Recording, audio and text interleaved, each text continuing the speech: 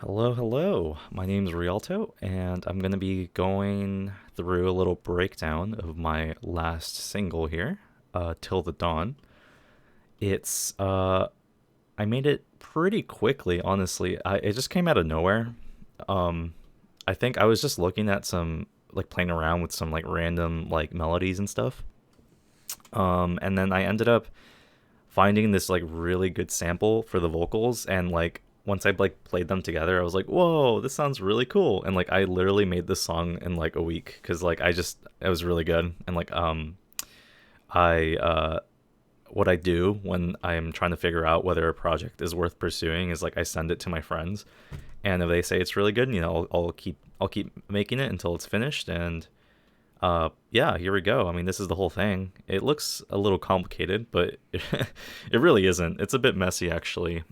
I need to get better at like organizing things, but I know from outside view it looks like random curves and other things here. So I'll try my best to like break it down so you can understand a little bit of what's happening. But basically, kind of what started this song was the original the bass line.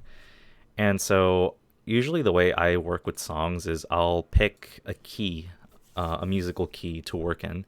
And I think for this one it was D minor. And I kind of was playing around.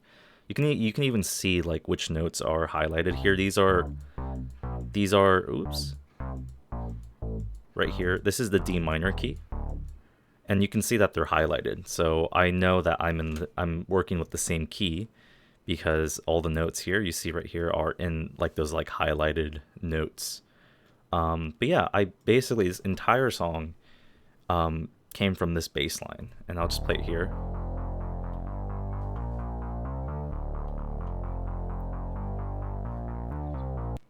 So it's pretty simple, you know. It's just like it kind of just like rides up, right? Like it goes up. I think the only difference is like the second time around, instead of like going like, it just goes down. But it just like that little change kind of just like keeps the rhythm going. I don't know. Like I really liked it. It sounds really cool. The bass itself. This is my synthesizer, by the way. It's a Serum um, preset that I love using. It's called Retrowave. Just go figure. I mean, this song sounds really synthwavy. But yeah, this all looks really complicated. But basically, it's the thing that makes the bass sound. And I mean, you can like play any note, right?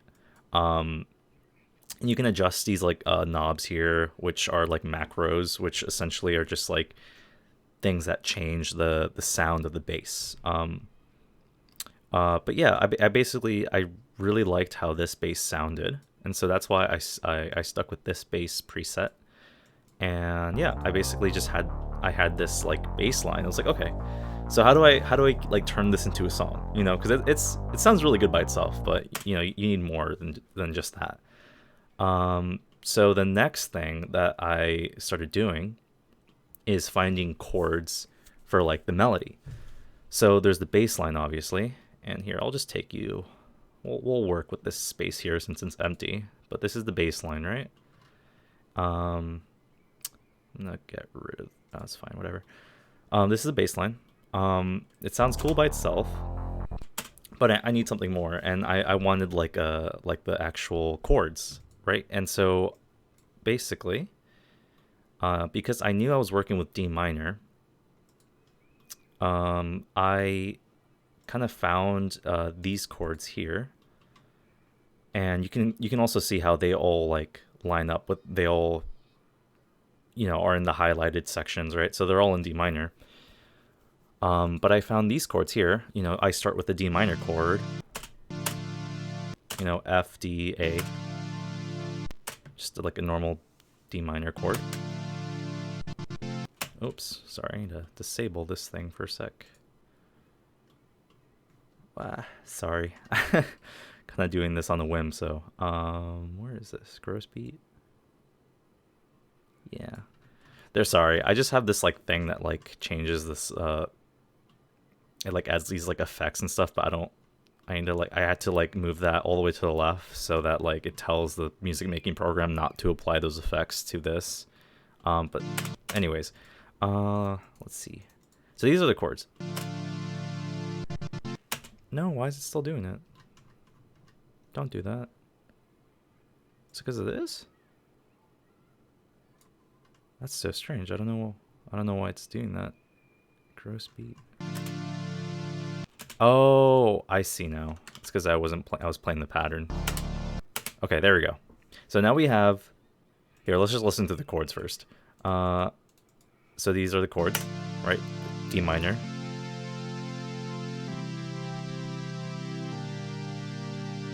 So those are chords. Also, just as a note, I'm not super well versed in music theory. I mostly just find chords that sound well together, and I really liked how these, the kind of progression I had here. So these are just things that I, play around with, and I try to find something that sounds good together. So I found these chords. Right? They sound really cool. It's kind of like ooh, like I don't know. It's kind of it's hard to describe the feeling it gives you, but it's kind of like it's kind of leading you somewhere, but it's also like kind of like mystical in a way. I don't know the best way to describe it. It's like it's supposed to give you this kind of like futuristic feel, but I really liked how they sounded. Very simple chord progression, nothing crazy. But then we add the bass line that I got earlier.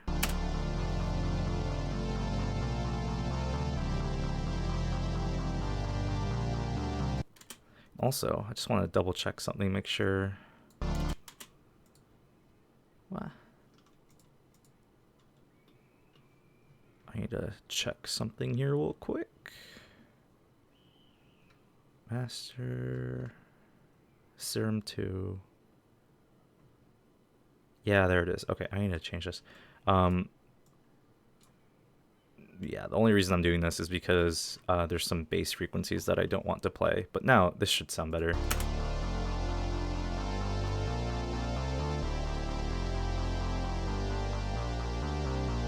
So it sounds really cool, the bass line with the chords in the background, the synth wavy chords. I can even show you kind of, show you the, let's see here. Yeah, it's another Serum preset. This time it's called the Juno string preset. And it sounds really cool. But like playing chords on it is like really awesome. Like they just sound really, I don't know, they really pop out. And again, it has like some more macros, and like I kind of mess around with these to kind of change the sound a little bit, but it sounds really cool, kind of fits with the whole synthwave feel, So that's kind of like the base of the song, right? Obviously the next step is like the drums. And the drums here, I kind of another part of another sample pack that I really like using. Just very simple, kind of like 4 on the floor beat, right? This is just a kick right here.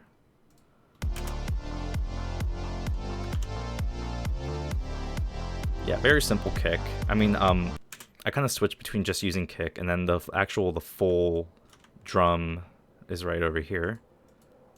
I'll just switch this for the full like drum set right here. So this is like, with all the other percussion instruments. So that's essentially like pretty much like 90% of the song. Obviously, there's the intro, the vocals and stuff. That's the other thing, the vocals. So obviously this sounds really cool just by itself, It's like a nice groovy beat. I like it a lot, but it's kind of missing something.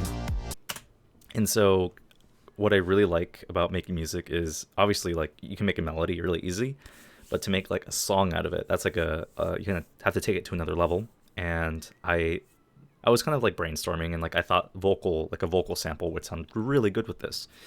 And I got really lucky, and I found a really good sample from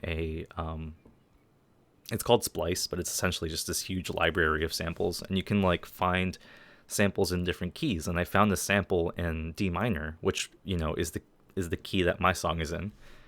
And it's this whole thing right here. And here I can even like one sec.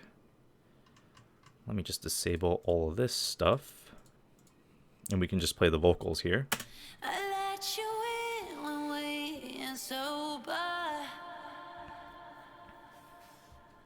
I'm sure you leave me on my own. So it's really cool, you know, like it's like very My body's turned I away don't know what a good word for it is, but below. it just sounds very like The spacey, company you kind of keep like in you hear a lot of me, I reverb know effects, this which is ain't like love. kind of like that echoey sound, and it's just like really it harmonizes well with kind of like my chords and like my bass, kind of that like synth wave space feeling theme that I have going on, and like you know it's in the key of my song, so it'll fit perfectly. So playing this, you know, with my chords and with my bass line, it just harmonizes really well. So you know we can bring all the other instruments back in here. So you know, just sounds really good together. You know, like it, especially the bass line. I think the bass line is what really just kind of like drives the song a lot. But it really fits with the vocal sample, and which is why I decided to use it for this song. And you can hear the chords right here starting to play. And this is just the first chord. It transitions to the full chord progression later on here. It's kind of teasing you a little bit. Yeah, there's the whole chord.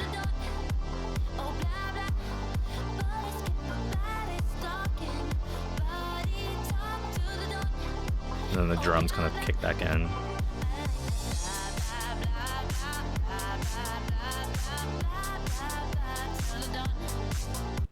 So yeah, I mean that's pretty much the song, like kind of like where it came from. It started with the bass line. You know, I made a chord progression out of it using, you know, another preset for my synths. And that sounded really good. And I was like, oh, how do I take this further? And then that's when I got the vocal sample. And then that's kind of like I got the bread and butter, basically. Like I got the base of what my song would eventually evolve into. So I'm just going to reload it now because I want to just reset it back to the original state. And I can kind of just walk you through the entire song now that we've kind of gone over like how the song came to be. And so the first thing I wanted to do was make it like an intro. And the intro kind of I wanted to like lead the person into the song, whoever's listening. And because originally I kind of had the song just like starting like right off the bat. I mean, this was the original start to the song was just this.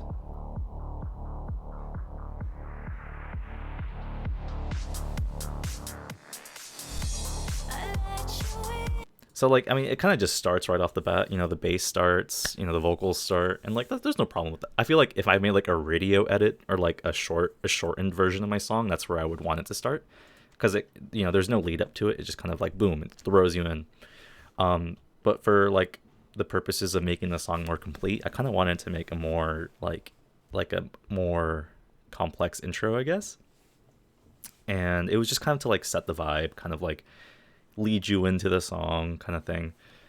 So what I ended up doing is if you recall, you know, I have my chords right here. You know, very simple chord progression. So a really cool technique that people do, it's called arpeggiating, and essentially what you're doing is you're taking these chords and here, give me 1 second, just to make this easy on everyone to demonstrate. Yeah, so these are the chords, right? Like I've shown before. But like something I wanted, I didn't want to just play these chords because like I'm gonna do that already later in the song. So to like spice it up and kind of lead people into the song, I did this thing called arpeggiating. And essentially what it does is it takes that chord and it kind of, instead of it just playing all the keys at once, it kind of like plays each note in that chord like one after another, kind of like going up. And I'll explain in a bit what that means, but when I arpeggiate something, you can see right here now, it's playing each note in the chord, just like not all at the same time though. It just does it like one after another. So it has this like really cool effect. So instead of you just getting like this huge, like overwhelming, just like bam, like here's a chord, it kind of like plays around with it and like kind of travels up and down the chord. And as opposed to this, right? This sounds more like powerful, and I didn't want that to happen right away, so I arpeggiated the chord. And you can even arpeggiate through like more than one octave. So I arpeggiated along 2 octaves instead of 1. So it's still playing the same chord, except it's traveling even higher. So it's still the same notes. It's 1 octave higher. So it sounds really cool. And essentially that's what I did. Let's see here. So I essentially, during the intro here, I'm arpeggiating the chord. In the background, I have this kind of like I have the chord playing in the background as well, kind of like as like a background, like nothing. It's not the main focus yet, but it's kind of like a sound, or like a kind of like ethereal chord playing in the background. You can kind of hear it. It's just like really cool, like it sounds really echoey. It's kind of like all over the place. It's called I have a flanger effect on it. A flanger, I don't know how to pronounce it. It's essentially just like an effect that you can add to like synthesizers or like anything really, where it kind of like makes it really echoey and kind of makes it like move like from like the left headphone to the right headphone. It's just kind of like, it's kind of moving. You can kind of hear how it moves around. So it's like I have the arpeggiating chord and that like background chord playing at the same time. So it sounds really cool because like it's all kind of harmonizing together, and it's kind of like bringing you into the song. In the background, I also have the vocals of the chorus playing in the background as well. And again, I have these filters to kind of make it sound like it's kind of like quiet and echoey. It's kind of like coming from like underwater, that's kind of how I like to phrase it. But you can kind of hear the vocals coming in with the arpeggiating and the background chord as well. So that's like the first part, and then it transitions into the drums and the bass as well. So it's kind of like building up. So this is just one note. This is the first note in the bass line. It's just D, but that's the first note, and then it transitions and it starts leading you into the actual bass line and starts traveling up. And here's some more like vocal effects as well. And then the arpeggiating chord stops and it just transitions to like the solid chord that I played for you before. So it's just kind of like transitioning, kind of building up. And this is another sound effect that's kind of like ramping everything up as well. And then it transitions back into like that first intro I showed you guys earlier. And now the main part of the song starts. So that was the intro. It's like a minute long, but I think it does like a good job in like kind of bringing the viewer in, kind of like, or viewer, I should say, listener, kind of like setting the tone with the effects and the way that I kind of play around with the chord.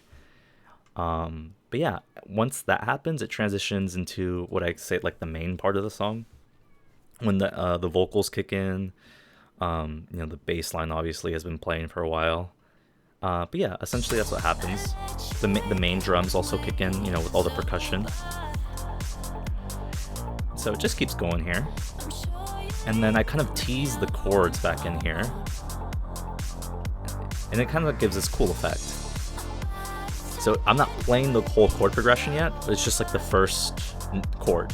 And I think that really just like preps, I guess, the listener before the actual chords restart. And then here we go, the whole chord progression again. So you could say this is the pre-chorus. The drums, it's just the kick now. But then it's going to ramp back up for the chorus.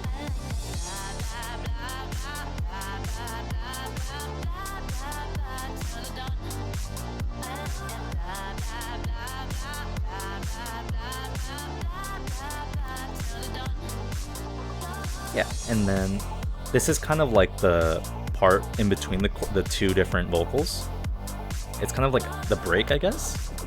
And I kind of reintroduced the that kind of ethereal like chord that I had in the beginning, you know, with the intro. It's let me just play it for you here. Pattern, kind of that chord, right? I kind of replay that here. Here, let me just disable some sound effects so you guys can really hear it.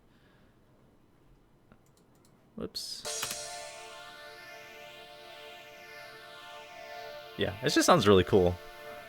But I think it's like a good like, it's a good way to because like obviously I'm gonna keep playing the same chord, but I want to use different like synthesizers and stuff. So instead of using the main synthesizer, which is this one, let me just put that here. Like this is the main, that's the main synthesizer. And then this is like the like the background kind of ethereal sound effect. It's the same chord, but I'm using a different synthesizer to kind of like spice things up.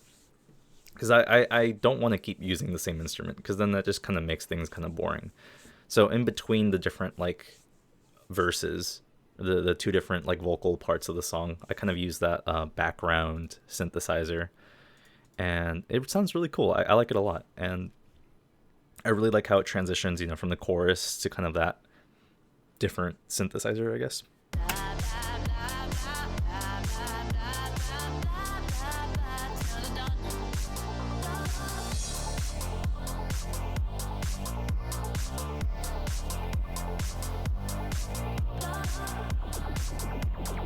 And what you hear there is like another effect that I have going on. I haven't really talked about it yet, but I in the background of most of the song, I have this other instrument playing, and it's basically it's sequencing, but essentially it's just playing one note. I can play any note, right? But it's a sequence, and essentially what it's doing, it's kind of like going up and down. You can kind of see it right there, like on my synthesizer, how it's kind of like you take one note, but it's taking that note up and down. It's kind of like arpeggiating in a bit, but essentially it's a really cool effect, and I kind of have that playing in the background of the whole song. You can't really hear it that well, but it kind of like it's kind of that background noise that kind of like harmonizes with everything, and it sounds really cool. Again, like you don't really notice it until like you point it out, right? But you can hear it if you train your ear, you can hear it.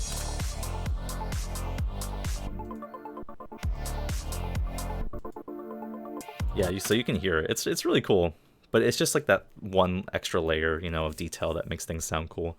But essentially, what I'm doing during the break is I have this effect. You can see it right here.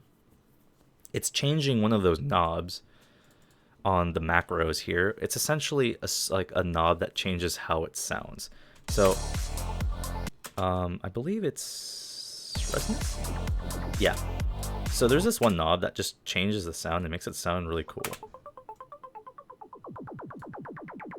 See, it changes the sound, like it makes it sound really interesting. It's just this resonance knob here. But I have my program. I'm telling my program to basically turn that knob up right here. So during the break, you'll hear it just kind of turn on.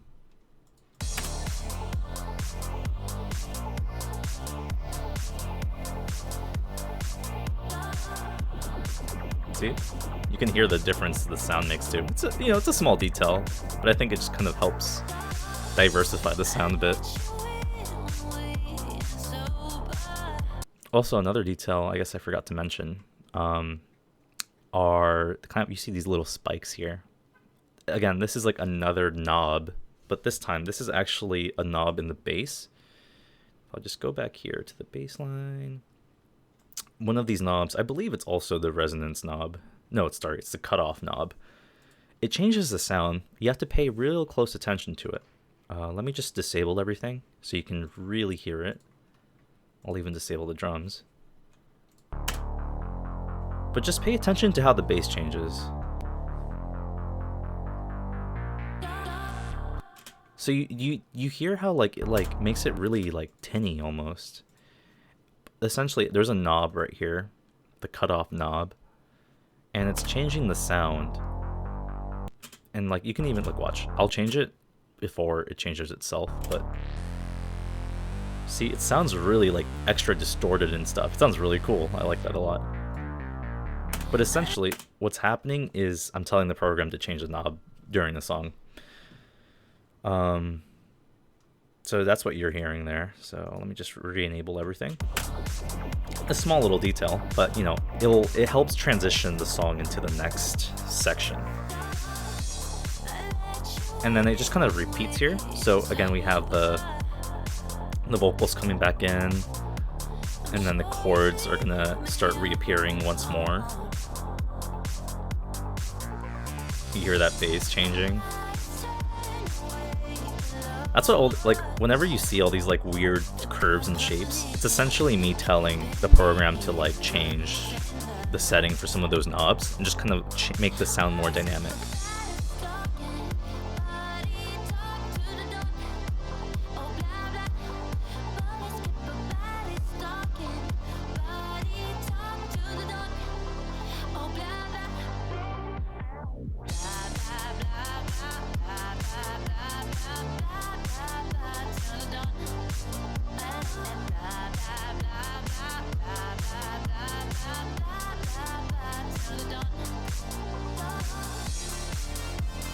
So this is kind of like the ending part of the song where the vocals drop out, but I still kind of want to keep the melody going, kind of keep the chorus going since it's the last, you know, chorus of the song.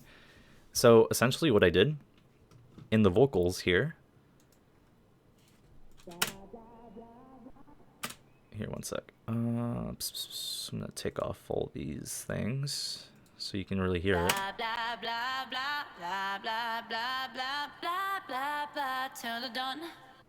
So that's the chorus, right? The blah blah blah blah. She's essentially singing like, sorry, brain fart. She's essentially going kind of up and down, right? Like you can hear kind of how which like the notes change. Like it's the note she's singing is going up and then it's going back down. And essentially what I'm doing is I transcribed that. And I found the notes exactly that she's singing. And they're right here. And this is the notes that she's singing during the chorus. I just transcribed it, and I'm using a different synthesizer. It's like, this is a different instrument. It's like very brassy. It's supposed to be like this kind of like higher frequency, kind of like a brass instrument would play, I suppose. But yeah, like essentially, whoops, I didn't mean to do that. So I'll just go ahead and play the vocals again just so you can hear it, what notes that she's singing.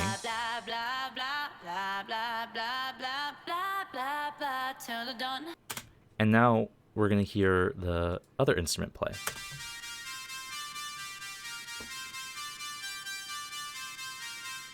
So it's the same notes that she's singing, except instead of it being her voice from the sample, it's like my own instrument playing those exact same notes.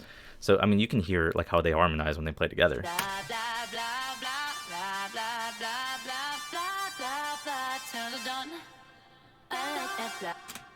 So that's essentially what's happening. So I don't want to keep playing the same vocal again and again and again. So to spice things up, I introduced this other instrument, the brassy synthesizer instrument, to kind of like replicate like her voice during the chorus. And that way it keeps things interesting. And this thing right here, you see, it's kind of like another one of those knobs that I'm changing to like change the effect of the sound. It just kind of like modulates it a little bit, but you know, it's not super important. But yeah, so what you hear at the end is just like, again, the same notes from the chorus, just instead of her voice, it's playing like a separate synthesizer. Here, I'll even, so you can hear it one last time.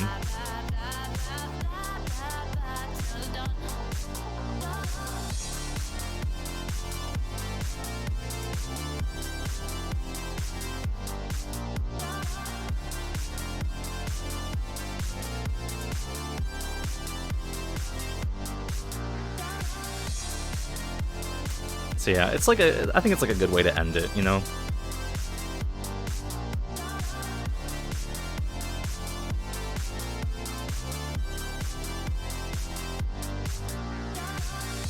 And then I bring back that kind of like background synth, the really echoey one. And this is just like an effect that I added. Yeah, I mean that's pretty much the whole song. It's about 4 minutes long. I think it's one of the longest songs that I've made so far, and I think most of that is because I focused a lot of time on the intro this time around. But I honestly thought it turned out really well. Probably one of the um, proudest works that I've made so far. I had a lot of fun making this one, and yeah, I'm really hyped to play it live in March during my first DJ performance. Which I'll send some details about that later. But yeah, thanks for watching. I'm glad you got to see how I produced this song, and I'm hopefully there'll be more videos like this coming out as I make more music, because I honestly like making music is so much fun, and I'm really glad that I get to share that with you guys. But yeah, thanks for watching, and I'll see you guys later. Bye.